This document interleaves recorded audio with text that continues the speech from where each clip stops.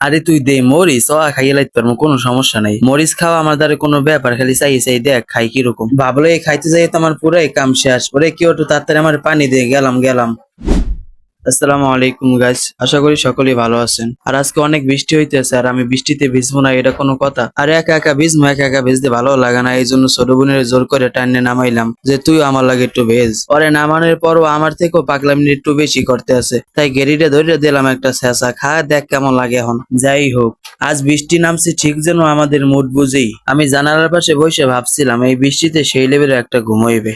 আর আমার বোন, সে ভেবেছে এই সুযোগ বাইরে গিয়ে ভিজে ঠান্ডা খেয়ে বাসায় হাহাকার তুলবে। তারপরে কি হলো, আমি আর চুপ থাকতে পারলাম না। দুই ভাই বোনের গোপন মিটিং হলো 1 মিনিটে। পরিকল্পনা একটাই, ছাতা নেই বুদ্ধি নেই, চল ভিজে আসি। যা, তোর কথা যখন ভিজতেই নামলাম, এন বই আমার মাথা বানা। যতক্ষণ চেয়ারে বইয়ে থাকি ততক্ষণ সুন্দর করে মাথাটা বানাই দিবি। মাথা বানানোর পরে ওরে পুরস্কার হিসাবে দিলাম একটা মরিচ, তুই এটা চাবাই চাবাই খা। ও নিজে মরিচটা না খাই আমারে কইলে তুই পারলে খাইয়ে দেখা। আর আমিও পাকনামি করে কইলাম এটা আমাদের কোন ব্যাপারই না, দে কসকস করে খাইয়া লাই। আর খাওয়ার পরে আমার পুরাই তো কাম শেষ। মনে হইতেছে কে জানি আমার মুখের মধ্যে আগুন জ্বালাইতেছে, না জানি ভাত রান্দাছে চুলায়। যা খাবারও একটু সহ্য করে রইলাম, ভাব দেখাইয়া যখন মহে দিছি আর একটু খাইয়ে দেখাই।